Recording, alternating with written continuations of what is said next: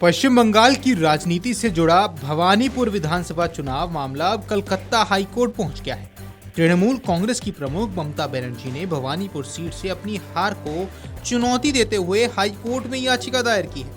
इस मामले की सुनवाई के दौरान एक दिलचस्प घटनाक्रम सामने आया, जब न्यायमूर्ति गौरांग कांत ने खुद बताया कि उनके बड़े भाई भाजपा के राष्ट्रीय प्रवक्ता हैं। हालांकि उन्होंने स्पष्ट किया कि पूरी पारदर्शिता के साथ मामले की सुनवाई करेंगे ताकि बाद में किसी पक्ष को कोई आपत्ति ना रहे। अदालत ने मामले से जुड़े सीसीटीवी फुटेज, ईवीएम और वीवीपैट को सुरक्षित रखने का आदेश भी दे दिया है। मंगलवार को हुई प्रारंभिक सुनवाई के दौरान न्यायमूर्ति गौरांग कांत ने पूर्व सीएम ममता बनर्जी के वकील और टीएमसी सांसद कल्याण बनर्जी से कहा कि वे एक महत्वपूर्ण तथ्य सार्वजनिक करना चाहते हैं। जज ने कहा कि उनके बड़े भाई भाजपा के राष्ट्रीय प्रवक्ता हैं, इसलिए वे पूरी जानकारी सार्वजनिक करने के बाद ही मामले की सुनवाई करेंगे। इस पर कल्याण बनर्जी ने अदालत से कहा कि उन्हें न्यायपालिका और न्यायमूर्ति गौरांग कांत की निष्पक्षता पर पूरा भरोसा है। उन्होंने कहा कि किसी न्यायाधीश के प्रति उनका सम्मान किसी अन्य कारक पर निर्भर नहीं करता। सुनवाई के दौरान कल्याण बनर्जी ने मतगणना प्रक्रिया में अनियमितताओं का आरोप लगाया और मतगणना केंद्र के सीसीटीवी फुटेज सुरक्षित रखने की मांग की।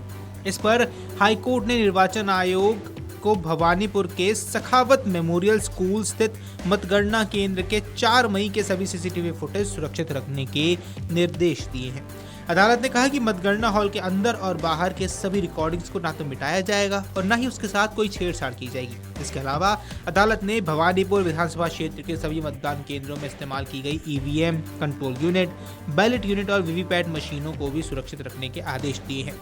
अदालत ने स्पष्ट किया कि इन मशीनों को बिना अदालत की अनुमति के न खोला जाएगा, न स्थानांतरित किया जाएगा और न ही किसी अन्य चुनाव में इस्तेमाल किया जाएगा। मामले के अंतिम निपटारे तक ईवीएम जिला निर्वाचन अधिकारी की निगरानी में रहेंगे।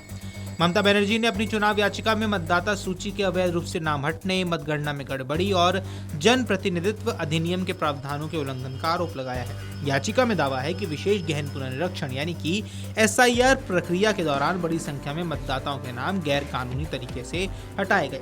साथ ही निर्वाचन अधिकारी की नियुक्ति के हितों के टकराव का भी आरोप लगाया गया। कल्याण बनर्जी ने अदालत में दावा किया कि मतगणना के 12वें राउंड तक ममता बनर्जी बढ़त बनाए हुई थी, लेकिन इसके बाद अचानक स्थिति बदल गई। उन्होंने कहा कि 12वें राउंड तक ममता 7,184 वोटों से आगे थी, लेकिन बाद में भाजपा नेता शुभेंदु अधिकारी को बढ़त मिली।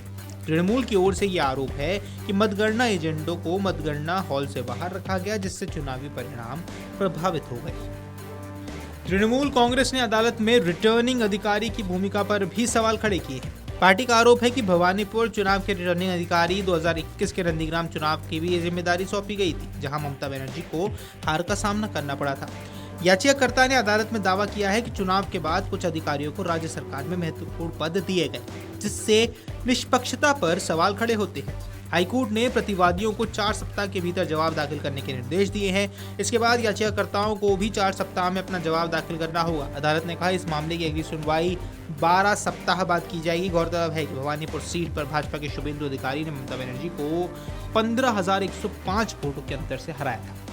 अगर आप ये वीडियो YouTube पर देख रहे हैं तो हमारे चैनल को सब्सक्राइब कर बेल आइकन दबाएं और Facebook पर देख रहे हैं तो हमारे पेज को लाइक करें।